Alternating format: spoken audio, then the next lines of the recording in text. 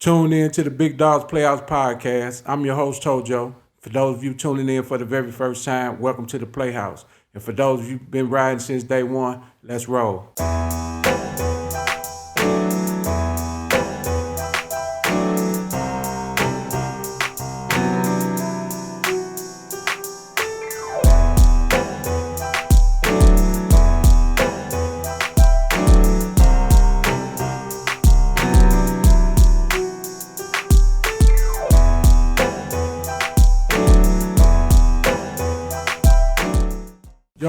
Yo. I got my guy in the building with me today, JJ Lewis. You might know him as JJ Jules from JOCON Media, JOCON Digital, and all that old good stuff. What's going on, Jay? What's up, baby? I'm here. Thank you for being here, man. Oh, you know yeah, what no I'm saying? doubt. I really no appreciate you coming through, man. Oh, no doubt. You know what I'm saying? I just wanted to let my audience know where I originally came from, how I even got to this seat. You know what I'm saying? Right on. We're going to get to it a little bit for a minute. If you want to go into it now, we can go into it and kind of play off into it. Yeah. Or we can get to, how we get down. You know what I'm saying? Yeah. We're going to check this out. Matter of fact, what high school you went to, Joe? You know what? And that's interesting because a lot of people ask me that because I live here in St. Louis. But, I was actually in high school in Iowa. Okay, that's right. Yeah. You got ties in Iowa. I got ties in Iowa. I remember. So. We talk about that a lot. But to answer your question, I went to North High School in Iowa, just in case some of them checking it out. Davenport, Iowa, the Quad Cities. Okay. You know what I'm saying? Okay. North High School. But, that's where I was in high school. But you were born and raised actually in St. Louis. Yeah, so I was born in St. Louis, and then probably when I was about 7 years old, man, my mom moved me and my sister up to the Quad Cities, and then I was up there up until 18, until I graduated from high school. Oh, okay. Yeah.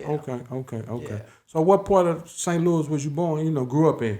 So North City, you know what City. I'm saying? That's where most of my family's at, North City. New Stanton Natural Bridge, Grand and Sullivan, Okay. down there. Okay. But actually, going back a few more years when I was a lot younger, Lincoln and Vanderventer, St. Louis Avenue and Vanderventer. Okay. All of that right there. That's pretty much kind of where that's kind of like the That was heart. the base. That was the home base of That- it. That's okay. headquarters, right? So that's where all y'all Darius and Yeah, everybody, exactly. everybody, Kenny. Right. Okay. That's where everybody was at. Dre, everybody. You know what I'm saying? Donnell. Okay. Everybody, okay. man. Okay. At Grandma's house okay. down there on okay. Lincoln. Yeah. So it was surprised. Well, you like you said, you was going to Iowa, so you didn't never go to Williams or Beaumont or none of like that. No, never did any of that, man. But all my big cousins that you know what I'm saying, down there, all of them, they went to Beaumont. Okay. Yeah. So tell us about Joe growing up. Man, so wow, yeah. So like I said, I was born here in St. Louis, and then we went to Iowa, which was a whole new environment. Right. You know what I mean? But being that young, for me, it was just, hey, I'm here. I'm with my mama, so I'm gonna make the adjustments I gotta make. But it was a little different though because unlike St. Louis, it's primarily white. You know what I'm saying? Okay. And you've been to Davenport. You know about the Quad Cities, Yeah. so cornfields are right there. Yeah. You know what I'm saying? Yeah. My high school was right next to a cornfield. When I Right, would walk to school, I'm walking past cows. Yeah. You know what I'm saying? I'm walking, you know what I'm saying? Like literally, y'all. So was it a culture shock for you as coming from the city? You know what? Like I say, being so young, it wasn't because I was so young. I hadn't really got established culturally yet. Okay, you hadn't got adapted to, I hadn't to got the adapted. environment, to our environment, Right. even You know around what I'm here. saying? Okay, Right, I got you. right, I yeah. got you. But it was cool. I thank God for the opportunity, man. It was just a different environment, but it really made me more versatile. Okay. You know what I'm saying? Just in life in general, coming from the city, living up there during my high school years, my teenage years, and then coming back here, you know what I'm saying, after I graduated. And also when I was living up there, I would come here every summer. So I wasn't totally disconnected from St. Louis, you know what I'm saying? So I still had all that in me too. So it just really gave me a good balance, man. Okay. Yeah. Okay, gave you something to really balance both sides with. Okay, I got you. Yeah. I got you. So after you graduated from there, you came back to St. Louis? I came back to St. Louis. Yeah, so I came back to St. Louis. During that time, let's see if I remember correctly, I was living with my sister because she was back down here. My mom stayed in Iowa. Okay. She didn't come. She's here now, obviously, but she didn't come back for some years. So I was living with my father, for a while. And then I ended up living with my sister. I was just kind of moving around. I was 18 and, really trying to figure it out. You know what I'm saying? But I had a support system, but I was just moving around, living here, living there. And, You know what I'm saying? For a minute, though, I actually did settle down in South City in the Shaw neighborhood. Okay. You know what I'm saying? Back when the Shaw neighborhood was, back in the, late 80s, early 90s. Nice over there. Nice over there. Nice over there. You know what I'm saying? So that was nice for me because I got a chance to see North St. Louis, North City from South St. Louis, which was different at that time. Real South Side now. Rocking North and rolling. St. Louis. It's the new North. Yeah. It's South North St. Right. Louis now. It's rocking and rolling Man, now. I'm talking about rocking and rolling shoot. over there, boy. Yeah, for man. real, for real. So, yeah. okay. So you parlayed from there, and then you just, you went to college? Yeah, you know what, man? So when I came back down here, my original plan was to go to Rolla for engineering. Okay. You know what I'm saying? And the reason I made that decision is because I was at that time anyway, I was fairly good in mathematics, science, and things like that. Those are the type of things that held my interest. And then my father, he was big on education. My dad was a street guy. You know what I'm saying? Very much a gentleman, though. Yes, you know what I'm saying? He was an entrepreneur before I even knew that word existed. You know what I'm saying? He owned a liquor store. He had a shoe shine parlor. He owned horses, taxis. If there's a hustle, you name it, he was doing it. He was you know able what to. I'm saying? Yeah. So that was embedded in me. But like I said, he was real big on education, man. He used to always have these conversations with me about getting an education. You know what I'm saying? I think that was because he probably didn't have much of an education. You know what I'm saying? Okay. I don't really know if he even really finished high school or anything. Right, you know what I'm saying? right. But anyway, so that was real big, man. And so that's what I was thinking about doing. I even looked into the schooling, Rolla, all of that, man. But, I honestly, to be honest with you, I got distracted with the streets. You know what I'm saying? Just got down here and during that time, late 80s, early 90s, you know what I'm saying? Off. Man, it was literally cracking off. Cracking off. You know what I'm saying? It was cracking You know off. what I'm saying? Crack hit our communities and everything, man. And next thing you know, I kind of got caught up in the the glamour of, money, and hustling. The You life. know what I'm saying? The life. The life. You know what I'm saying? So the life. that's the direction I ended up going into, and yeah. Okay. Yeah, but ultimately though, I did finish college later in life. Later in life. Yeah, got my bachelor's Came degree. back and got your bachelor's. Bachelor's and my master's. Yeah, I mastered up too. Yeah. So, I know from talking to me and you was a police officer at one time. Yeah, and that's the irony of this whole thing, man. Because like I say, I was in the streets for some years, and that's when me and you met. Yeah. You know what I'm saying? Out here in the streets and stuff, and then and just so people know, we connected even deeper than that. Yeah. You know what I'm saying? Family we family ties. for real. Yeah, Yeah, we family family for ties. real. Yeah, we family for real. So yeah, I went through my whole thing with the streets, man, and I'll never forget till I remember there was a time, man, I was in a barbershop talking to one of my dudes, and I don't know, we were talking about police. I don't know how the topic came up. This is back in the 90s. And I remember saying, man, I'll never be a police. I could never be a policeman. I never forget, I could never be a policeman. You know what I'm saying? And just really basing that off of my experience with the police when I was young. You know what I'm saying? Things that I've seen, and that I end up being a policeman. You know what I'm saying? What made you swing that way though? Man, I'm gonna tell you. So what did it, man? I got to a point where I wanted to evolve and grow, man. And I was phasing out of the streets. You know what I'm saying? And just getting more serious about life, man. And so I actually was working for the police department in prisoner processing. Okay. Remember turnkey? I was a turnkey. You was turnkey. You know what I'm saying? Where at? Down at Central. Oh, okay. Yeah, I was in Central. At the old Central. At the old Central. At the old Central. Okay. Yeah, at the old headquarters. Yeah. So I was doing that, man, and and what attracted me to go to the police department at that time is because they had tuition reimbursement for college. Okay. And I was still trying to, even though I was taking classes here and there, I was still trying to go to school, man. You know what I'm saying? Yeah. So I started working for the police department for the tuition reimbursement. And when I got down there, man, I just got blessed, man. I had a bunch of people that I had never met before, my coworkers that I was working with, man, that just really saw a whole lot more in me that I saw in myself. Okay. You know what I'm saying? Some older brothers, and they used to always encourage me, man. Like, I'll never forget one, Andre Jones, man. He rest in peace, man. He died several years ago, but I remember he came up to me, man. I was at my little station, doing my little job and everything, and he came up and whispered in my ear, man. He said, "You know what? You need to go into the academy, brother. You need to get out of here." You know what I'm saying? And I was thinking, like, I understand why he felt that way, because like I said, he was seeing something in me that I didn't see in myself, but I guess he just saw the potential. Okay. And so anyway, I didn't make a move then. It just kind of, he planted the seed. You know what I'm saying? And then another brother down there, shout out to him, Big Steve, my mentor, man, you know what I'm saying? He was a policeman and he had gotten shot, so he was working down there in prisoner processing as well. He used to tell me the same thing, you know what I'm saying? And so, but what really was the turning point for me was my daughter's mom. She got pregnant, you know what I'm saying? And then once I found that out, I was like, you know, I got to step my game up. I got to elevate, you know what I'm saying? Okay. And so that was just the closest opportunity for me, was to go into the police academy. And like I said, it was a blessing, man. And because I applied for it, I went through all the steps to get through it. And where I was working at in prisoner processing, the guy who ran it, his name is Captain Ronald Hauser. He's retired. He retired some years ago, a white gentleman, man. And for some reason, he took to me. You know what I'm saying? Anyway, he was real instrumental in making sure I got into that academy. Okay. You know what I'm saying? He was real supportive and, you know, always checking with personnel like, hey, what's going on? How close is he? That type of thing. And eventually I got in. I was like in prisoner processing for like 9 months. I probably broke a record because everybody was telling me that most people down there, a lot of the guys that try to get into the academy couldn't get in just because, I don't know, maybe things in their background, and I don't know, but I got in 9 months, man, and I was gone from there. Oh, okay. Yeah. So how long did you stay in the police? Right at 10 years.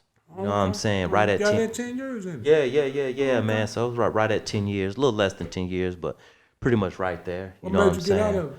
You know why? I had a little situation, man. I got injured really badly. You know what I'm saying? Okay. I had a little incident. I got- In police work? in police work. Okay, Yeah, you know what I'm saying? And so, you know, they actually retired me from that back in, 2007. You know what I'm saying? So, but yeah, that's why I ended up getting out, man. And I want to tell you, it was a great career, man. It was I didn't see that coming. You know what I'm saying? Like I told you, I never saw that coming. Never saw it You coming. know what I'm saying? But once I got into it, man, the opportunities that are presented for me being young and black with no degree, you know what I'm saying? I was able to penetrate social circles that normally wouldn't accept me if I wasn't a police officer. You know what I'm saying? Okay. And those social circles, man, it was just the connections that I've made, the people that I've met, the opportunities that I've gotten, you know, even opportunities to this day, even years after I've been gone, man, still keep coming. You know what I'm saying? So it was a blessing, man, and I really enjoyed being a policeman, man. I never thought I would, but I really did. And I'm gonna tell you, Toe, man, I realized how important it is for young or just black men and women or people of color to be in law enforcement. In law enforcement? Oh man, it's vital. You know what I'm saying? And that's part of. What's your reason from coming in from the inside? Give us your reason from that side of it. So what it is, man, I think part of the issue that we're dealing with today with policing and them not policing our communities correctly. Okay. They're not policing our communities with love. They're not policing our communities with empathy. Right. And that's because a lot of times they're just disconnected. They disconnected. They disconnected because they didn't grow up in our community. They didn't grow You up know in what I'm our saying? community. So when I show up on a call and I see a brother, you know, he may be intoxicated, behaving the way he behaving, you know what I think in my mind? Man, I got an uncle just like that. Yeah, okay. I got a cousin just like that. Okay. You know what I'm saying? You're So familiar with it. I'm familiar with it. You know what I'm saying? So culturally, I can say, you know what, man, let me rap with you. You know what I'm saying? Let me handle this. Let me handle this, and I'm gonna connect to him. Okay. He gonna connect to me versus it being, say, a white guy or somebody who's just not connected to him culturally. Talking to him, it's a different conversation. Yeah. You know what I'm saying? When I'm talking to him, it's like hopefully he feel like he talking to his brother, or his nephew, or whatever. Right. So, So he gonna y'all say, communicate we can differently. communicate differently, man, and that gave me an edge and a advantage as a policeman, man, and I'm really thankful for it. Yeah. Okay. So you really kind of answered it, but as seeing where you came from in the police force at that time to where we at in the world about policing, how does it make you feel, bro? You know what, man? It's I got mixed emotions about it. You know what I'm saying? When I say that, I mean that you know, knowing what I know from being on both sides of the thing, you know what I'm saying? And then just being a member of the black community, man. You know what I'm saying? Yeah. You know, I understand both sides of it. But like I say, man, there's a whole lot of work that has to be done on both sides of the equation. Yeah. But, you know, I'm very critical or very observant of how the police deal with my people. You know what I'm saying? And with me now understanding what the issue is, and race is a big part of it. Yeah. You know what I'm saying? But it's not always necessarily race. Again, it's culture. It's culture. And what I mean by that, so if I'm in my patrol car and I'm rolling down the street and I see in the middle of July, 6 in the morning, a whole family sitting out on their front porch, I know they probably sitting out there because they may not have AC. They might not have air conditioning. You know what I'm saying? Whereas somebody who don't know nothing about our community may think they out there selling dope. They out there selling You know what I'm dope. saying? I used to have those conversations with those guys and tell them, you know what, with you being on this job and then us being coworkers, you know what I'm saying, I'm gonna hold you to an obligation. And that obligation is taking the opportunity to learn more about my community. Okay. About the place you police, and that's any community. If they were in the Asian community, if I was in a white community, it's my responsibility to get acclimated and learn about that culture. Okay. You know what I'm saying? And so I can have a much better understanding and be more effective and be more empathetic. Yeah. That's a good answer. No doubt. Okay. We're going to take a break for a second and we're going to get right back to it. Okay, right on. Hey guys, welcome to Gateway Paintball. We're out here every weekend from 10 to 4, open during the week for private groups. Beautiful day, love to have you out here. Come on out and enjoy the day with us. We're at 14510 Missouri Bottom Road, Bridgeton, Missouri 63044. Call us anytime, 314-298-3772. Check this out, Joe. So after retirement, where did life take you after that? Man, so after I retired, I immediately went back to school. I was still going to school. You know what I'm saying? Okay. Took me about 100 years to get my degree. But anyway, I went back to school immediately, man. Yeah, man, I'm telling you. But I went back to school right away to pursue my bachelor's degree. And again, a blessing from the police department. When I went through the academy, I got college credits from that. Okay. So that just added to the ones I already had. Okay. So I didn't have much more to do. So I went in. I didn't work. I just lived off my retirement, and I went to school. You know what I'm saying? So I was in full speed ahead mode with that, and eventually finished my bachelor's degree, and then ended up going right back, got my master's degree. Okay. You know what I'm saying? And then actually when I was getting my bachelor's, I forgot about this. I went to Europe. I took that opportunity, did their study abroad program, lived in London for like 3 months, man. Oh, that was interesting, wasn't it? Oh man, it was amazing, man. And it was, again, it was an opportunity to see how much impact Black culture has had on the globe. Period. You know what I'm saying? Period. You know what I'm saying? I mean, I'm all the way over there taking classes, and there wasn't a conversation we couldn't have without talking about the contributions Black people made. You know what I'm saying? I'm all the way in London, brother. Just like that. Just like that. So I did that, man. Came back to the States. Like I said, went back, got my master's. And then right as I was ending my master's, man, I said, I'm going to go ahead and get back in the workforce. And so I started working for the city of St. Louis again. Okay. And, just to give you the abridged version of that, so I started working at the airport, airport police department. But I was doing, what was I doing? I was in what they call their security operations. Basically what it was, anybody that works at the airport, they have to get clearance. They have to get a badge and things like that. So that's why I worked. And man, I got in there, man. It was just my season. So I went from that and got promoted. And next thing you know, I was back downtown working in neighborhood stabilization. Okay. And then I got promoted to supervisor when I was down there, man. Like I said, that was just my season, man. God just blessed me, had his hand on me, man. I put in my work, so he blessed me. It was like, bam, here you go. So I did that. And then eventually I did that for like 4 years. And just kind of got honestly tired of it and fed up because it just reminded me more of the bureaucracy and a lot of the political games that are played, like in the police department, just that whole local government thing, man. And I just kind of really, my tolerance for that was very low, you know what I'm saying? So I was like, you know what, I got to do something different. Plus just internally, the department I was working for had a lot of issues, and they had those issues before I even came, and I just didn't know. But when I got there, I'm a soldier anyway, so I just went ahead and just adjusted and was like, okay, I see it, and I know what I got to do for myself at this point. So I eventually made the decision to leave, and I left on good terms. I resigned, you know what I'm saying? And when I resigned, my boss who I was working for at the time, man, real professional lady, man, and actually a friend of mine now. You know, I had a conversation with her because we were really, our working relationship was awesome. You know what I'm saying? So when I made the decision to leave, I knew I had to tell her. I knew she would be disappointed, you know what I'm saying? But I knew she would also be supportive at the same time. So I had that conversation with her, and she was exactly what I thought she would be. Okay. She was all that, you know what I'm saying? So then I left that, you know what I'm saying? With no plan. Just like that. With no plan. And I wasn't doing it irresponsibly. I mean, financially, I knew I was cool. You know what I'm saying? I had everything in place. But just to show you how much or where I was with that job and how much I needed to leave for my own self, my own mental health for real, my daughter was on her way to college.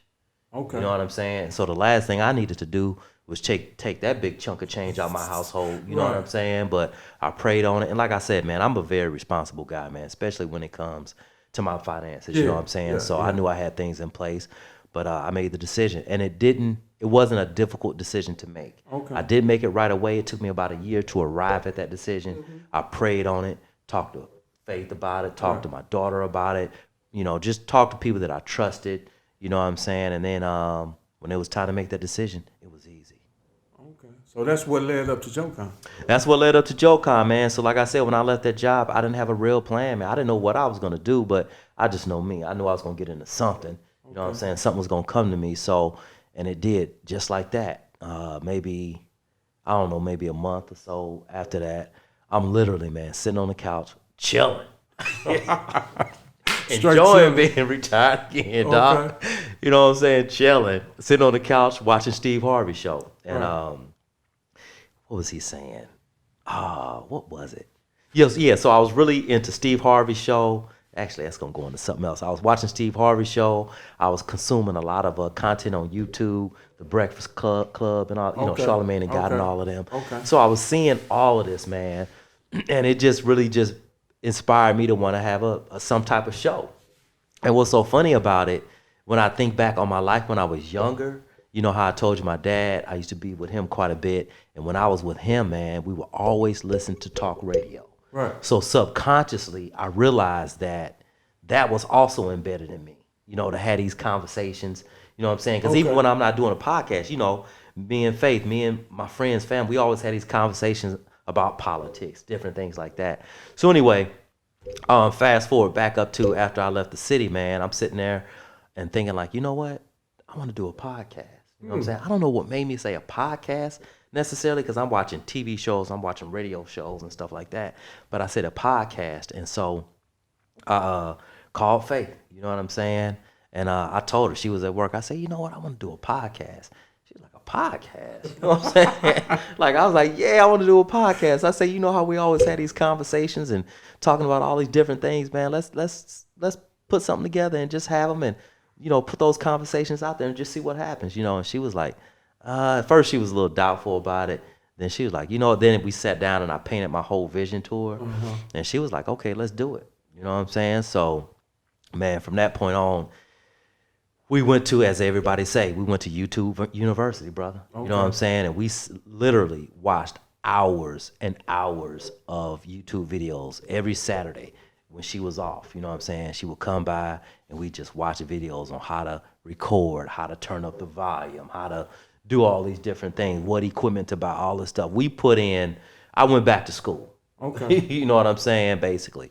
And so once we did that, and I felt like we had the knowledge that we needed, I was like, you know what, let's execute. It's time to move on this. You know what I'm saying? And we did that for like 8 or 9 months, all our research and stuff.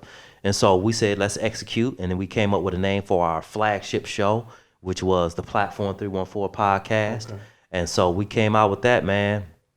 Recorded our first episode, and man, thinking back on that stuff, man, it was just funny because I think about how we used to be so careful about, we got so detailed about what kind of cups to buy when we recording, so when we move them, they not making noise. You know what I'm saying? We were like real crazy with it, man. Okay. And so, but you know, that's the stuff you got to go through. Right. You know, that's the stuff you got to go through, and you look back on it and be like, man, we were good. You know what I'm saying? So anyway.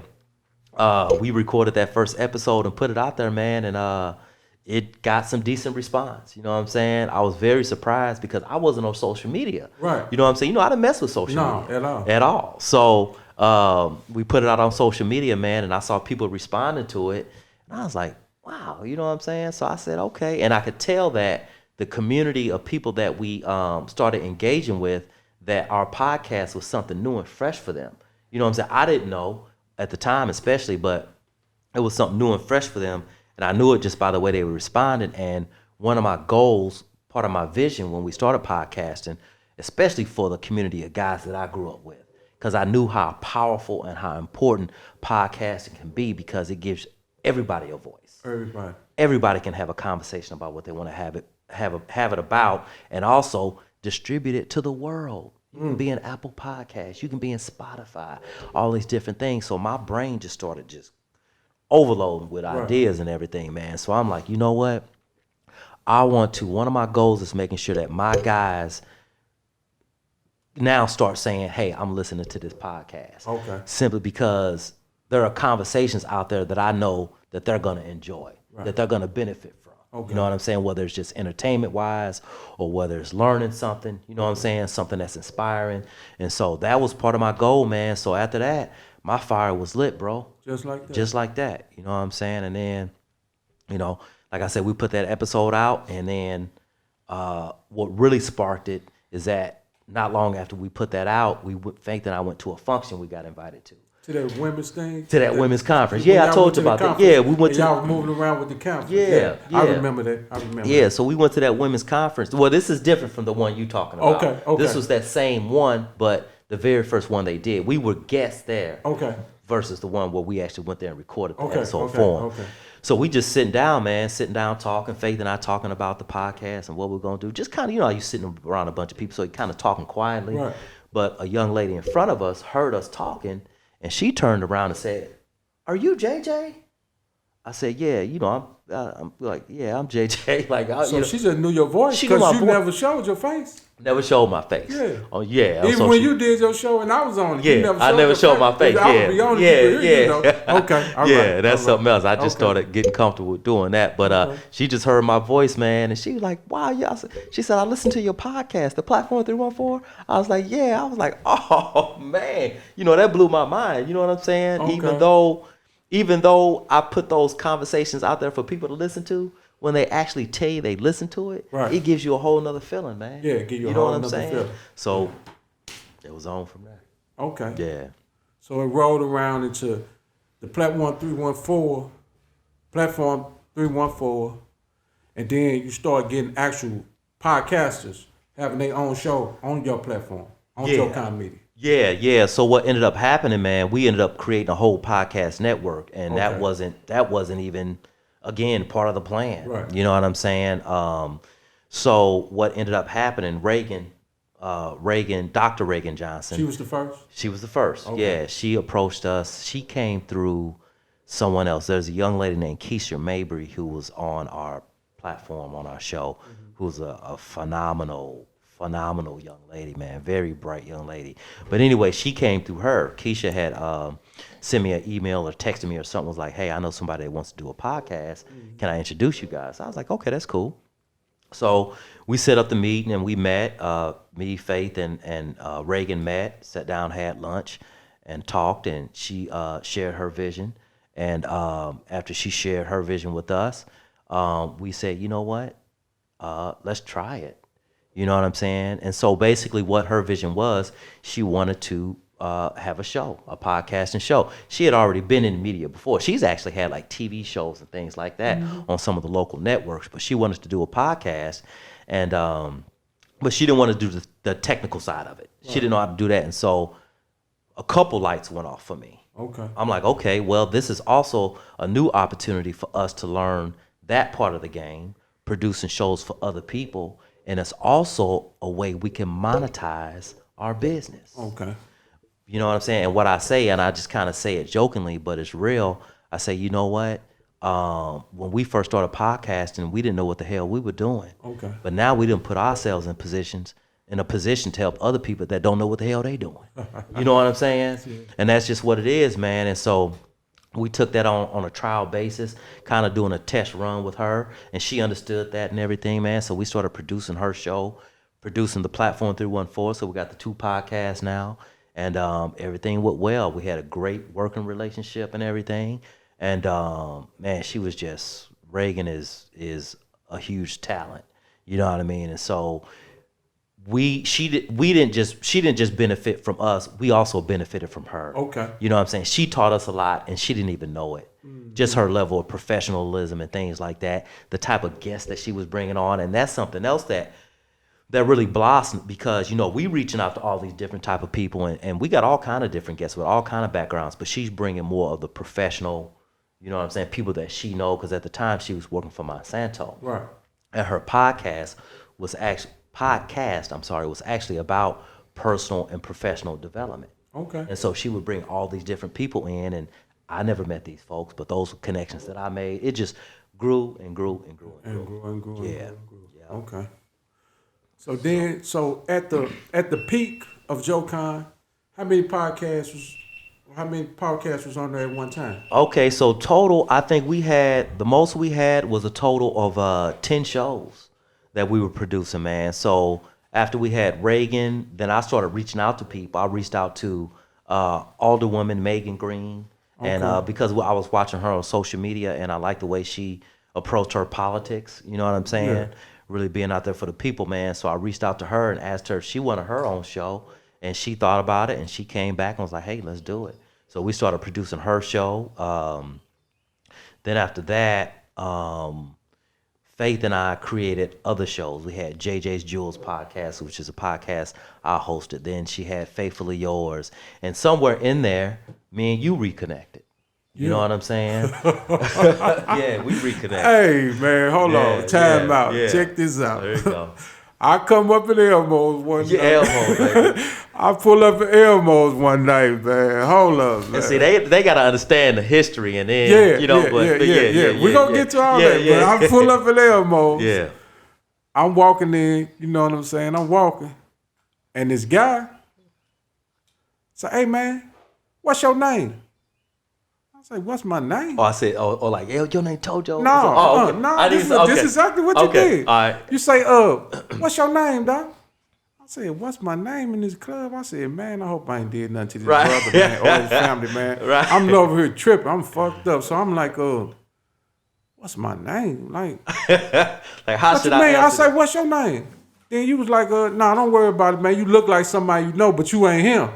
So it's a millimeter, I'm out of prison, like, I'm sitting up here like, damn, man, how do I handle this situation? The music bumping, you got a few peoples around you. I'm by myself, so I'm like, right. So I slide up on you because the music bumping. Right. I said, so who you like, nah, man, you look like this dude named Tojo, but you ain't him. Don't worry about it, dog. Right. So I said, damn, well, I don't know if he really know me or not, but anyway. So I said, let me think about it. So I pulled back up on you. Right. Hey, my name is Tojo, nigga. What's your name? He like, nah, man. Durs, Joe. Yeah. The Turker. Yeah. And I'm looking, but you had all this though. So it was so different. The bird, like I couldn't even see past the forest of the trees. I couldn't see the forest because the trees in the way. So I'm looking like, then when you said all that, it come to me, damn, Joe. So we hugged, we drank, we kick it and everything. Yeah. So we move on, we talk, kick it, but I bump it back to you at the Walmart in Brentwood. Like, so we down the same aisle. What you doing, Joe? What? Like, me and Faith, you know what I'm saying? We got this podcast, so man, you'll be perfect for one. I'm like, man, cause here we go again. Cause 2013, Charlie Baltimore and Trick try to get me back there. You hear me? Oh, we gonna get you on the podcast. Y'all ain't gonna get me on nothing. I ain't going for no camera, cause I'm all, I'm fucked up. Like, you know what I'm saying? The mind frame, 1 foot in, 1 foot out on some bullshit. So I'm like, nah, that's not gonna happen. Y'all ain't finna put me in front of no camera. Y'all tripping.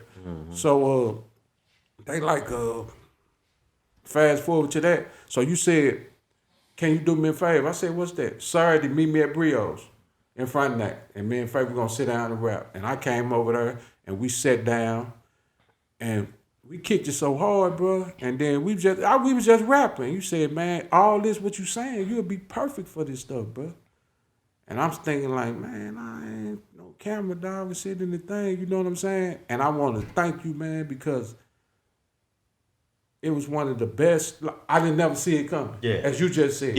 And it was one of the best experience that I ever been through because it taught me a valuable lesson to start being comfortable with being uncomfortable. There it is. Because you remember when I first got behind this thing, I had stage fright. So which is natural for everybody, man. You know what I'm saying? Well, we had to start over 3-4 times. It's all right. And get it popping and get it popping and get it popping, you know? So, like, man, it's been a blessing, man. And I fell in love with doing it.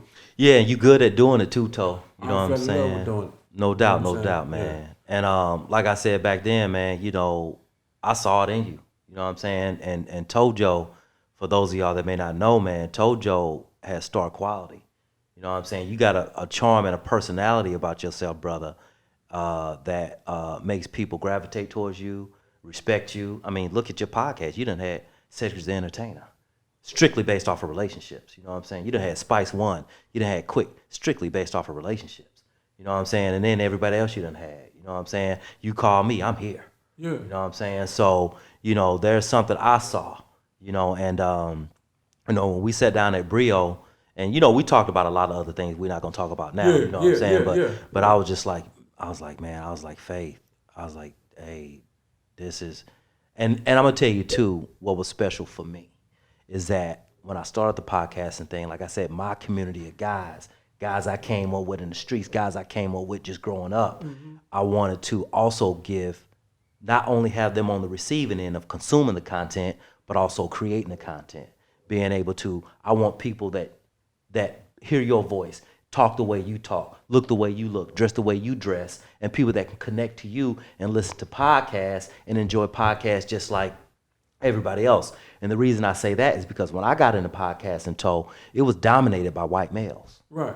You know what I'm saying? I got you. And so I knew that was a way for people like us to be able to listen to a Tojo and say, man, I'm gonna check out this podcast and learn something and just, or laugh or whatever, you know what I'm saying? Because they hearing your voice, a voice that they're familiar with. You know what I'm saying? Things like that. And it's crazy that you say that because I was at the Fox one night, and I think it might have been Jill Scott or it might have been Gladys Knight. I ain't really sure, but it was intermission, and the brother slid up on me.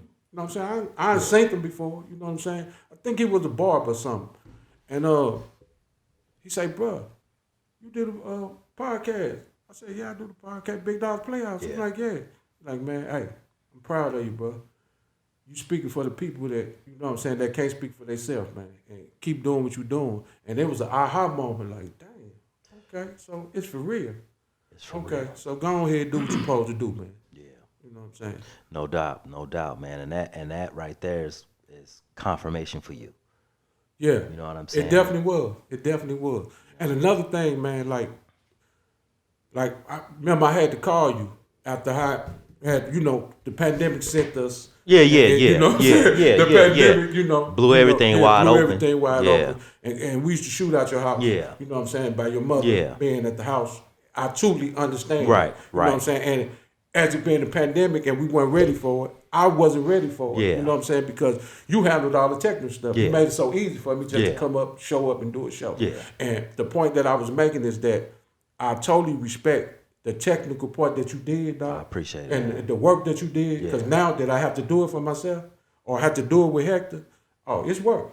Yeah, it's some work. Right on. I appreciate it's some work, that. Dog. It's some work, man. And I respect you, man. And I love you for it. Oh, man. You know what I'm saying? It's mutual, dog. No doubt. Much love, man. For sure. I appreciate you appreciating me, man. And I'm going to tell you something about that, too, is that, you know, and you've worked with me, obviously, and, you know, I think I'm pretty easy to work with, but, you know, I'm very much, we got to, you know, get this done. You about your business. About my business, you about your business. You about your business. Yeah. You about your business. And that's because, Toe, like I said, we producing 10 shows. You about your business.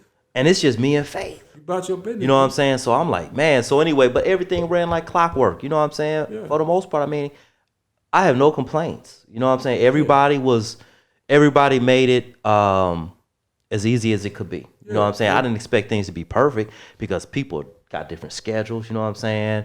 Like the older woman, you know, she's an older woman, so ain't no telling what she got going. Right. Reagan, she doing her thing, you got your thing going. There's life outside of podcasting. Right. You know what I'm saying? So I understood that. But for the most part, man, we had a very successful run with that, man. Yes. You know what I'm saying? Just the growth and evolution and the people that we connected with, man, the people that we reached. You know what I'm saying? Phenomenal, brother. And you, like you say, you about your business. Because we had that situation when my uncle, remember I had to take over from my uncle, he had that cancer. Yeah. And you know what I'm saying? I was going through the thing. Yeah. And he was actually dying right in my hands. Yeah. Stage 4 had came, he was dying in my hands. And I lost train of thought of everything. And I had a show coming up. And Joe like, you know you got a show, you know what I'm saying? I couldn't think of a thought, man, to even get it. And what really triggered me, dog, is that coming from the projects, you know what I'm saying, moving from the neighborhood, moving into the projects, I had seen death in so many ways, you know what I'm saying, stepped over it, you know what I'm saying, and maybe been a part of it in ways and, you know, on this side or that side. But when it's actually you holding it in your hand and you care about it, it hits different, though. Oh, yeah, it does. It hits different. Yeah, it does. It hits totally different, bro. And it was like, and I had that show coming up, and I missed the deadline. You heard me? And Joe was like, we got to move on. And I understood it, but I didn't understand it. You know, my ego didn't understand it. But like I said, when I just said that I respect how everything went down, because now I can see the bigger picture, because I'm in your role that you was in at that time. So I can understand that. You dig what I'm saying? Yeah. And I respect that. Yeah, man. I appreciate that, man. Yeah, I totally do. No man. doubt. You know what I'm saying? So after pandemic, you back from it for a minute. Yeah. And then you getting it back over. So I heard JOCON Digital now. So kind of fast forward me into what's going on. Okay, cool, man. So the pandemic, like you said, that just kind of, I didn't really think the pandemic was going to stop us for a minute, but once they kept coming with new information. You can't be around people. You can't be this close to people. People in this age group can get it. All these different type of things, man. I'm like, you know what, man? And then, you know, my mom's is there, like you said. Yeah. So I'm worried about her. I ain't too much tripping off of me, which I probably should have, but I wasn't too much tripping off of me. Mm-hmm. You know what I'm saying? But I knew all the podcasters that all of y'all pretty much bringing guests. Yeah. You know what I'm saying? 1, 2, 3 people. Yeah. In your house. In the house. In the house. You know And what I'm your saying? mom was there, so I had to shut it down. Yeah, and you know what I'm saying? She's in that age range where she's at high risk. Yeah, you know what I'm saying? So that's when I said, man, I had a conversation with Faith. I was like, you know what? We're not going to be able to do this. You know what I'm saying? Because I wasn't really, because of the pandemic, it's not like we could have said, well, we're going to relocate it here, relocate it there, because everybody was shutting down. You know what I'm saying? All facilities were shutting down. You know what I'm saying? It wasn't even at the point where we are now, where people can come in just throw on a mask. They wanted you to wear a mask, but it's almost like, you know what? We shutting down, like we're closed. You know what I mean? So the options to record other places was very minimal. So I was like, I don't even feel like dealing with that. And then we in the comfort of our own studio that we created, you know what I'm saying? And so just trying to manage all that would have just been too much. So yeah, we laid back from it. And but that just gave me time, man, to reflect on everything that we did, look in my rear view and look at everything we did and be proud of what we did, because we were doing so much. You know, even though I knew we were growing and all this kind of stuff, man, I didn't really have time to celebrate because I'm in the mix. You know what I'm saying? I don't have time to sit up and celebrate because I got to get ready for the next show. I got to record a show. Faith got to record a show. We got to record Tojo's show. I got to edit everything, you know, so I had time to celebrate. So that just gave me time to celebrate. So there's benefits to that pandemic, man. Like I say, the pandemic really devastated a lot of people, but it also elevated a lot of people too. Yeah. And it elevated me in a way where I had that downtime, you know what I'm saying, to sit back and think and reflect and also look at the future, you know what I'm saying? And so JOCON Digital, actually, I'm gonna tell you, JOCON Digital, I thought of that name about a year ago. Okay. You know what I'm saying? And that, like I say, it was just really because podcasting, you know, was primarily audio content. Right. But when you came is when I started just getting into video. Right. You know what I'm saying? So my love for video was lying dormant for all these years. But as I was recording our stuff, you know what I'm saying, I started getting that love again. Like, man, Because, you know, that was back in the day, like I was telling your producer, I had a Nikon D90 back in the day, which was an incredible camera when it came out. And it was a DSLR camera. You know what I'm saying? I think I paid some, you know how expensive those things are. I paid big money for that. Okay. But anyway, man, so that whole love for videography came back, and just the arts period, you know what I'm saying? And so I got a lot of love for just art, whether in many forms, whether it's podcasting, whether it's video creation, whether it's, you know, pictures, whether it's, you know, artistry, music, or anything like that. Just any form of art, I have a deep passion for that. And so during this time off with the pandemic and everything, man, I say, you know what? I'm gonna bring JOCON Digital to life. Okay. And so how JOCON Digital is different than JOCON Media, because JOCON Media still exists. Okay. But JOCON Media is just that. It focuses on media, mostly audio podcast, and I'll just say that. Okay. I'm not gonna say we won't do anything different than that, but that's the primary focus. Okay. Where JOCON Digital, if you notice when you see the logo, it says art plus media. Yeah. That means we focusing on art first and then media after that. Okay. You know what I'm saying? And so with this, we have no boundaries. We have no limitations. We only limit it to what our minds can do. You know what I'm saying? And so y'all gonna see different. I got a lot of projects already in the works. I got a lot of ideas written down. So y'all gonna see a lot of things that y'all might be like, what? Like, you're not gonna see it coming. Like, damn, I thought I knew Joe. You know what I'm saying? Okay. And nothing crazy or controversial or nothing, but just I got some stuff in store, man. Like, I don't know if you saw the video where I put out and you saw me with the phone and then shooting out the little it was like if on my social media, on my Facebook page, I'm holding my mobile device, and then you see these rays shooting out. Yeah, I know people like, what's that about? You know what I'm saying? But what's so fun, that's part of something else I'm creating later. Okay. You know what I'm saying? Actually, I didn't come up with the idea until I was experimenting with editing, and I did that. And I said, they gave me an idea, and I'm like, Faith, this just gave me this idea. So anyway, JOCON Digital is very much about the arts, man. And, you know, I don't want to say a whole lot just because I'm still developing things. I got you. And then, you know, I don't want to jinx nothing anyway. Yeah. You know what I'm saying? But I'm very excited about it, Tojo, because it's just going to really help me dig deeper into my creative side, man, and just really get experimental with things. And we're going to do just that. We're going to experiment with some things. Some stuff might be straight garbage. Some may not. But we're going to put it out there. You know what I'm saying? So that's where we at with JOCON Digital. Okay. So you are going to podcast again, though? Oh, yeah. Podcasting is there. You know what I'm saying? Podcasting. And podcasting going to be part of JOCON Digital, but it's going to be second. The second part of it. It's not going. What I mean by that, it's not going to be the primary focus. So, for example, since this focus on artwork, on artistry, I may have some artists come in and have a conversation and do a podcast. Okay.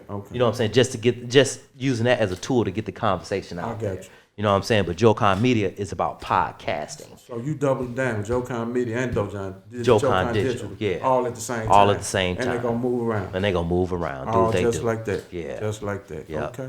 Yeah. That's what's up. Yeah. But yeah, though, man, we had some times over there on that red wall, baby. Oh, man, I tell you, man. Let me just ask you a question, man. Ahead. Out of all your episodes, and I know you didn't have a whole lot, but you got some under your belt, man.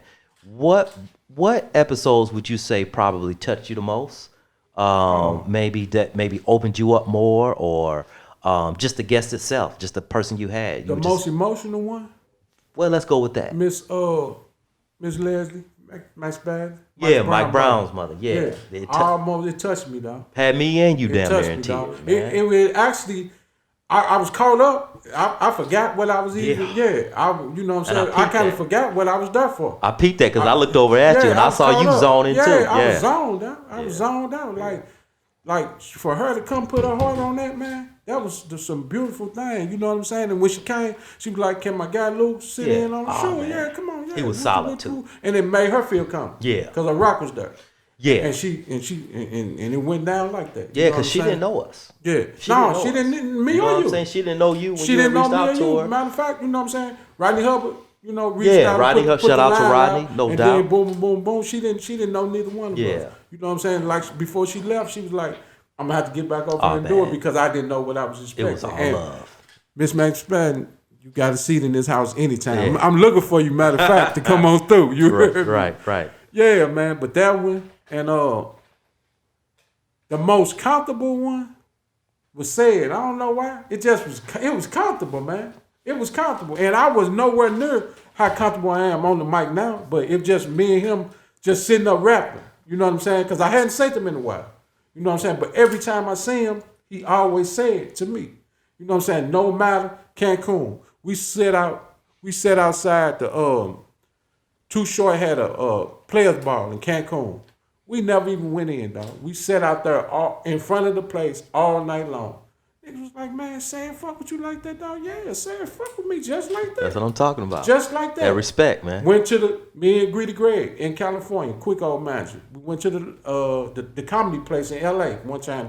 We just moving around. Yeah. Running the set on the humbug. He introduced me to everybody at the table, me and Greedy. And when we leave here, you with me. Introduced to he was doing some business with some guys, and this my homeboy. You know what I'm saying? And everywhere I see him is no matter. And so that's what the comfortable was. And Quick was like the first one, kind of like one of the first ones. So, you know, and he was so astonished of me over there. Toe, you got a podcast? Like, yeah, bro, I got a podcast. Everybody tripped off of that. You know what I'm saying? He like, Toe, so you got a podcast. Man, I got a podcast. Do you want to answer these questions?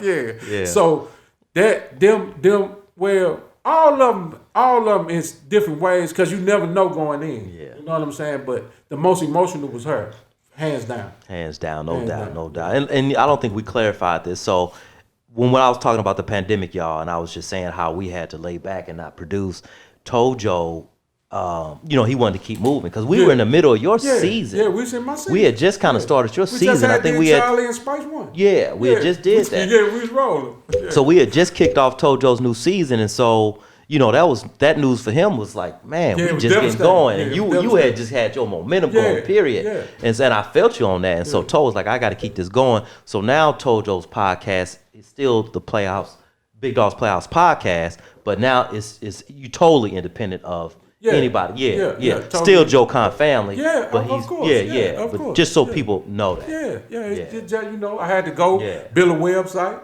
Yeah. You heard me? I had to go get equipment. Yeah. I had to call you and ask you, what do we use? Yeah. And you sending me stuff and told this what we started with, blase. I didn't know nothing. You know what I'm saying? And then, because it actually, it threw me for a loop. Like, man, I want to keep doing this, man. You know what I'm saying? Like, because I don't really know the technical part. Right.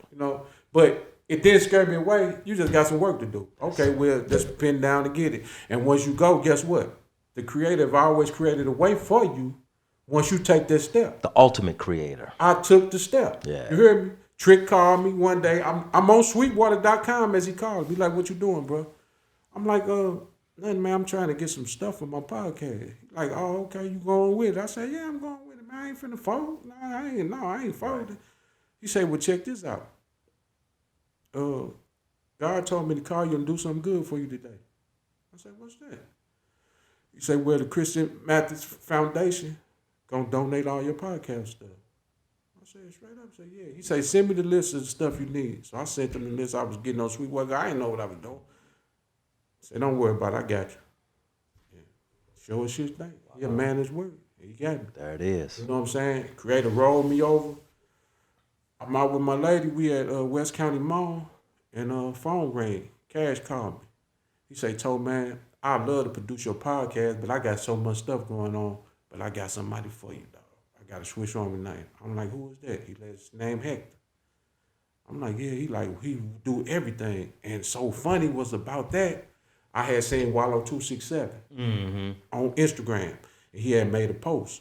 Find a digital guy. You know what I'm saying? Yeah. An editor, you know what I'm saying? Social media person. A graphic man, you know what I'm saying? Yeah. Everything in one. Bam. Within 7 days, I come see him. Yeah. We trying to meet up. We couldn't get together. He said, "Man, come to my house, man."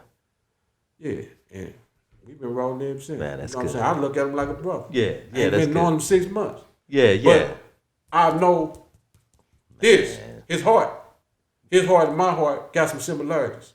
And it's going to always keep us on the common bound. You dig what I'm saying? No doubt. Yeah, you know. And we are, our mind may clash because we both individuals, just as we did. Yeah. But we're going to find the common ground as men, just as we did, all the time. Yeah. You know what I'm saying? Because we creative. That's just and life. we individuals. And everybody don't have the same role. But we could end up at the same destination, though. There you go. You did what I'm saying? And that's how it went, bro. There it is. There it is. Well, congratulations on that, y'all. Man. You know what I'm saying? Ain't no telling where this relationship can go. Man, ain't no telling. You know what I'm saying? saying? Even all three of us in this room. Yeah. Because you and him got things in common. Yeah. On the film side. Yeah, you and know what I'm saying? Yeah, no doubt. And I want to say this too about the film side. Tojo and I talked about, and I won't go into it, but it's BMF was about to be created. Yeah. And 50 was actually looking for some people, and I was like, let's shoot an audition, dog. Yeah. Let's shoot an audition for you and send that to 50. Right. For real. Yeah. Right. You know what I'm saying? And we talked about it, but it was too real for me. Yeah, it was too real for me. Yeah, it was, and I'm just leaving it like that. It was too real for me. Yeah, you know what I'm saying? So I'm bringing that up to say that, with your producer doing film, you got a star right here. I'm telling you straight up. You know what I'm saying? So yeah, you just never know where things can go, man. You sure did. I remember that. You like, man, you shoot something and send it in, man. I'm like, man, Joe, I kind of like, you know what I'm saying? I know, bro. You know what I'm saying? I know. You did what I'm saying? Yeah. No, I'm gonna leave that alone. Yeah, no doubt. That was shout out to BMF. Shout out to Stars. Do what y'all do. I appreciate it. That was a smart move, though. Yeah. I respect it. I know. Yeah. I respected it. Yeah. Once you told me, I was like, okay. Yeah. It's all good. Mm-hmm. Yeah, man. You been checking it out, though? Yeah. Yeah. Yeah, I've been checking it out. Yeah, it's good. Pretty nice. Yeah. You know what I'm saying? Off the cuff. You know what I'm saying? I like it. The direction it's going to, and it's going to branch off into bigger things. And I respect the fact that 50 could put something on TV that we can come and enjoy. Again. He put out content. Even the power, from the power connect. to that, when we say, okay, well, Sunday, guess what? I'm going to be over here. After the football go off, I'm watching blase. You dig what I'm saying? And it's a 50 Cent production, a black man. From entertainment, from hip hop. Somebody we can relate to, brother. You dig what I'm saying? You know what I'm saying? And on the Common Bound, man, we lost a brother from hip hop this week, man. And dang, that one kind of touched me, bro. I don't know why. It just I know why. Me. Excuse me. It touched me too. It touched me, bro. Because we connect with him, man. Yeah. Just like with Nip. You know what I'm saying? And then when Dolph got killed, man, I mean, I like Dolph's music, but I wouldn't, you probably never even heard me mention Dolph or anything, but Dolph was my dude. But when that happened, man, I zoned. You know what I'm saying? I zoned too, man. And I was just like, it starts, stuff like that makes you think about your own mortality too. There we go. You know what I'm saying? That's what it was right there. And then thinking about how they got him, like who was it? Did they just happen to see him on site? Like, okay, there you go. Or was it more like, okay, planned out? Was it these people he been beefing with? Right. Who is it? It's just so much, we all thinking about. But for me, at the end of the day, it's another brother. Yeah. You know what I'm saying? Another successful brother. And, I've been watching a lot of his interviews and stuff lately, man. Just hearing him talk about, you could tell, man, dude had a good heart. Man, like a lot of us, we just born into some tough circumstances. Right. But he was saying stuff like, the things he wanted to do for his community. You know what I'm saying? He was saying something about he gave somebody $25,000, and he was like, you know what? Well, I don't care what they do with that $25,000, but what I would like to see them do is to create something that's going to benefit 4 more people. And then they do something to create something that's going to benefit 10 more people, and on down the line. So I understood his mentality, man. So just hearing him say things like that, man, just knowing he was doing stuff from an honest place, you know what I'm saying? He really wanted to improve his situation, his community, and that's what it's all about to me when it comes to, when you get into entrepreneurship and you able to create opportunities for yourself, as you grow, you help other people grow. Right. You know what I'm saying? And he was doing that. Right. You know what I'm saying? I don't think a lot of us really knew what he had going, unless you followed Dolph. Unless you followed him, but man, I'm hurt by that still. Man, I'm still it fucked me up because I ain't no preacher and I damn sure ain't no angel. Yeah. You dig what I'm saying? And I ain't been in the world most of my life. You know what I'm saying? And I totally understand it. You know what I'm saying? The politics and the part about it, but like it don't happen in rock and roll. It don't happen in jazz. You know what I'm saying? Don't happen in other genres. It happens in our genre of music that we grew up on, and the people that we listen to, and the people that we see with the successes, bro. Yeah. And it's like, you know what I'm saying? Like, you know, who gonna come put a plug in it? Yeah. To change just that part. You know what I'm saying? For we can steady grow and grow and grow and be successful and put kids in college, you know what I'm saying? And have just big things like these. People have these big things as you know, the Gucci's and the Louis, you know what I'm saying, the Louis Vuitton. Legacy. The legacies, dog. Yeah. Yeah, the legacies. Like, you know, when we gonna get past it, bro? But you know, it's nuts. It touched me, bro. It touched me too, man. I just want to speak on it a little bit more, man, because I'm with you on that because the legacy, and then I saw a hashtag the other day, and I think it came from Dolph's lady and some kind of organization or something that she's been running, I think. But the hashtag was that black men deserve to grow old. You know what I'm saying? And we do, man. And we got to find a way. And I saw 19 Keys. Y'all familiar with 19 Keys? He from St. Louis.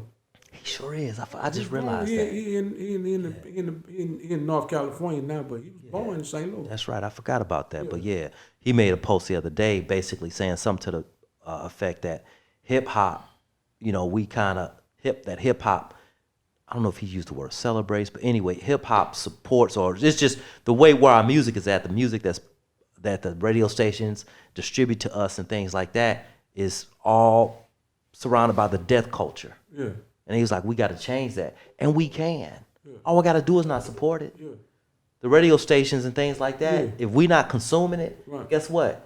They going to switch it up. Digital downloads go down. They gonna switch something around. Exactly. You know what I'm saying? We have the power to change that. Yeah. As a community, we have to be the voices to go back and allow them to understand what's actually happened to them. Yeah. Yeah. Because the young black man, dog, it's rough for him, bro. That's a whole nother. That's a whole nother podcast. Yeah, that's a whole nother podcast. Yeah. Hey, man. And like you said, just to get old. Like, I'm gonna say, you got them grades. Keep living. Yeah, that's crazy, man. You know what I'm saying? Man, hey, boy, hey, I wake up every day. Hey. Loving it. Man. Hey, man. Shit. Yeah. So, your daughter got married. Well, she got engaged. She got engaged. Okay. Yeah, she got engaged. My daughter got engaged, man. I'm really excited about that. So, yeah, she's been dating this young guy for a couple of years now. Okay. Because she introduced me to him a couple years ago on Father's Day. Okay. You know what I'm saying? My daughter and I got a very close relationship, man. And, you know, when she said, hey, Dad, I want to introduce you to this guy I'm dating, it made me feel good because I felt like, okay, I did my job as far as making my daughter feel like she can come to me with that type of stuff. Okay. You know what I'm saying? So anyway, I met him. When I met him, he was cool. You know what I mean? And then the pandemic hit, so I wasn't around him. Okay. I just really started being around him a lot more within the past 3 or 4 months. Okay. You know what I'm saying? They're still dating and everything. And so, so she just graduated from nursing school. I'm proud of her about that. And she had a graduation party, which I filmed that, documented that for her. And so he was there. His parents came. Mm-hmm. Excuse me, I'm sorry. His parents came, and so I met his parents. So I got a chance to see the cloth that he cut from. You know what I'm saying? And it's consistent with what I've seen out of him. So I'm happy about that. And and I kind of knew it was coming because, like I said, they would take me out to breakfast. We just kind of hanging out, and I can just see the magic in their eyes. You know, I can see what's going on, man. Plus little things they would say. I would say, okay, you know, I think I see it coming. But anyway, he told me, he said, when I make that decision, man, I'm going to definitely reach out and come talk to you first and get your blessing. And once he said that, I was like, okay, hey, you're a soldier. I respect that. And he did just that. He called me. He was like, hey, can we have that talk? And we sat down and talked, man. And we talked about a little bit of everything, you know, because we were still getting familiar with each other. Then we got right into that. And he was just telling me why he wanted to make that next move with my daughter and everything. And I was like, okay. And it all sounds authentic to me and genuine. And so I gave him my blessing. And what was real neat about it, though, probably a couple weeks before that, my daughter had texted me and was like, hey, Dad, I'm going to Atlanta. And she knows how much I love Atlanta. Me and her, we've been in Atlanta together a couple times. Atlanta's like a second home for me almost. I got family down there. I haven't been down there lately, but I got a lot of family down there. So anyway, she said she was going to Atlanta. So when I met him, he told me, he said that trip to Atlanta, she said she's going to, that's actually not gonna happen. She just don't know it. Right. You know what I'm saying? He said her cousin and her best friend are in on it, and she thinks she's going to Atlanta with them. But what's gonna happen when she gets to the airport with them, I'm gonna pop up and I'm gonna propose to her, and then instead of going to Atlanta, we're gonna go to Alaska. And that's what they did. Okay. Yeah, so they've been engaged now for about 2 months, something like that. They get married. She sent me the date. They get married next October 20 something. Okay. Yeah, so they moving. That's what it is. Yeah. Just like that. So the word family, I know it means a lot to you. Oh, man. Y'all got a super big family. Yeah. But your father was that guy. That was the rock, wasn't it? Man, that was Rock, man. He's the epicenter of everything I do. You know what I mean? And what I mean by that, Toe, and my father had a lot of conversations with me that still benefit me to this day. And I'm trying not to get emotional about it. But he talked to me a lot. And I tell you, man, there's been times just recently, I'm in my car. You know, I like to just sit in my car, pump my music, you know what I'm saying, drink my drink, do what I do. And I reflect on me and my father's relationship. And I was telling somebody the other day that if my father didn't, if we didn't have the connection we had, I would probably be a different person. You know what I'm saying? And so, yeah, man, that was my dude, man. And he put me on entrepreneurship a long time ago. He embedded that in me, just being around him. You know what I'm saying? That's why I'm always into something. I'm always creating something. I'm always doing something to generate money and things like that.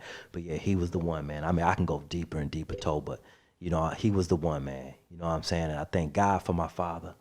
You know what I'm saying? And like I said, if it wasn't for him, man, I don't know who I would be, brother. You know what I'm saying? That also goes to show you how important black fathers are to their children, whether you with the mother or not.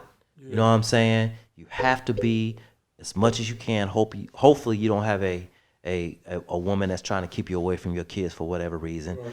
But that's vital that you have some type of connection with them, because they're a reflection of you. You guys are a reflection of each other. So now when I get older and I got a beard, I can say, you know what, my daddy had a full beard. Everybody see me, they be like, boy, you look just like your daddy. You know what I'm saying? And so, and because I've been around him, and I know that I used to be around him, and I know how he acted, because they tell me, man, your daddy would say the same exact type of stuff, you know, and even with podcasting and stuff. Like I said, we used to always listen to talk radio. Okay. Always listen to talk radio. Onion Horton. I don't know if y'all remember Onion Horton and things like that.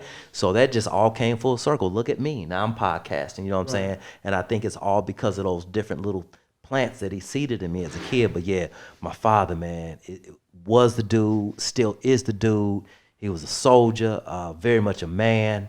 And I thank God for him. Man. You know what I'm saying? That's what's up. Yeah, no doubt. Okay.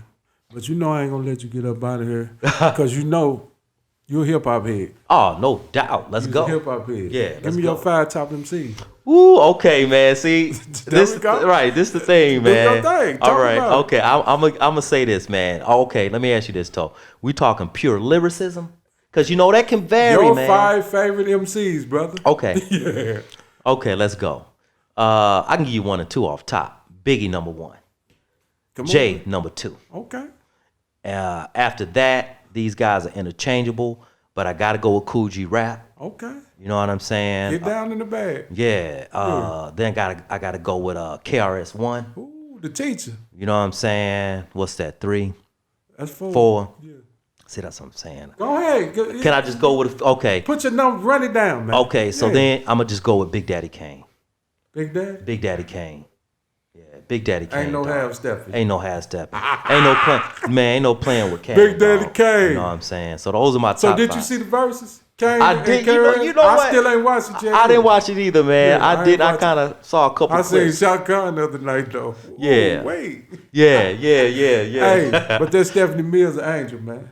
Held that sister up, man. That was a beautiful. The beautiful part of that is, I got this, baby. Don't worry about it. Yeah, I got this, and we still gonna stand on this, and you still my sister. You know, I gotta see that. I gotta see. Check it out. Check it out. It's gonna give you a whole like, wow, that lady's an angel, dog. Really? Sent by God. Sent by God, with no doubt about it. You know what I'm heard saying? that. Your 5 top DJs. Ooh, DJs. That's a good one, cause number one DJ for me, it has to be Jam Master Jay. Ooh, May he rest in peace. Gotta be. man. Cause Run's house. Whose house? Run's house. You know what I'm saying? I remember them shows, the Come Fresh on, Fest and dog. all that, dog. Okay. So gotta be. Check-a-dome. Huh? At Check-a-dome? That's Check-a-Dome, baby. Okay. Man, quit playing. Okay. You know what I'm saying? Okay. So we got to go with Run DMC. I mean, Jam Master Jay. After that, man, I'm gonna go with Jazzy Jeff, dog. Jazzy Jeff was cutting it up. Jazzy Jeff bad, bro. Bad, dog. They sleep on You know what I'm Jazzy saying? Jeff. They Really. sleep on Jazzy Jeff, dog. So I'm gonna go with Jazzy Jeff. Then after that, I'm gonna tell you, man, I'm gonna go with I don't know if people gonna really consider him a DJ, but he DJ'd the hottest party I've ever been to in my life, where I literally danced all night. I mean, literally all night. I didn't get off the dance floor. It was at the pageant. Biz Marquee, dog. Okay. Biz was a hell of a DJ. Now, he wasn't a DJ like we talking, Was it one of the first Friday joints? It was the first Friday. It was first Friday. Yeah, it was the first Friday. Biz got busy. Man, I was in there. I was in there. So you know. I was in there. Man, he turned it up. Oh, man. You know what I'm saying? And then I was doing a lot of traveling, going to Atlanta, experienced kind of that Atlanta East Coast vibe. So he brought that, because in St. Louis, you getting Master P, you kind of getting South and West Coast stuff where, which is all good. I love all of that too. But Biz he'll have you jamming the Mob Deep. Then he'll bring it to Spice One. He'll do it all. You know what I'm saying? So Biz Marquee on a as far as the DJ in that realm was dope. That's 3. Who else is out there? Red Alert. You know what I mean? Got to go old school. Red Alert. And then after that, I'm gonna go with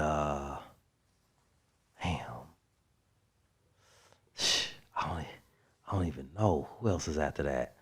Another DJ. I'm gonna just stop right there, because I don't really have anybody else after that. Because I mean, when it comes to DJs, I love them. They're very much a part of hip hop. But I can't. Who else is out there, man? Just gang on Clark Kid, Scratch. Hey, Premier. yeah, but okay, you just brought one up. Here's my number 5. Kid Capri. There you go. There you go. Just like that. Kid Capri, yeah. Just like that. Yeah. Okay. He's responsible for a lot of stuff behind the scenes, a lot of music that we consume, classics. Yes, indeed. You know what I'm saying? Yeah. Give me an experience in your life that if you had the chance to go back and change it, that you would. That's a real good question. I don't have too many regrets, Okay. if any, honestly. But if I could change something, I would probably, man, I don't know how personal I want to go. You know what I'm saying? But if I could change some things, man, I'll tell you this, man. If I could do this, I will say this. I have my one child now, which I love dearly and I'm happy with. You know what I'm saying? But if I could go back, you know what I'm saying, as a younger man, get married, you know what I'm saying, and have about 4 boys, 3 girls, you know what I'm saying, be that type of dad, be that type of dude. That's something that I would definitely What probably you know do. now to go back to Yeah, that. yeah. I would love to have. You'd love to work that out. Yeah, I love to. Yeah, I love to Okay. have a big family. If you had your way in your legacy, what would you want it to be? You know what? I just want people, man, as far as my legacy, I want people to just feel like, hey, when I was here, man, I just want to, my passion, is sharing information, sharing resources, you know what I'm saying, with people, and I can get out the way. And what I mean by that, when I started the pod, and I didn't mention this, the whole podcasting thing, what really fueled all of that for me was because if I hear about something that I know might help you or something Hector can benefit from, I want to share that information. People get texts from me all the time. Right. You know what I'm saying? Hey, I heard we talked about this, or I heard you talking about this with somebody else. I'm going to shoot this to you. You know what I'm saying? Okay. So my whole thing, I just want people to say, hey, you know what I'm saying? whatever resources he had, you know what I'm saying, whatever it may be, podcasting, you know, conversations, financial, whatever it was, he extended himself to help other people and help elevate them. Okay. And that's it. That's what it is. Yeah. Tell them where they can find you on social media. Yeah, man. So on Facebook, y'all can find me at JJ Lewis. On Instagram, which I'm trying to get that going, get that pumped up. I like Instagram a lot. I've kind of grown to like that a lot.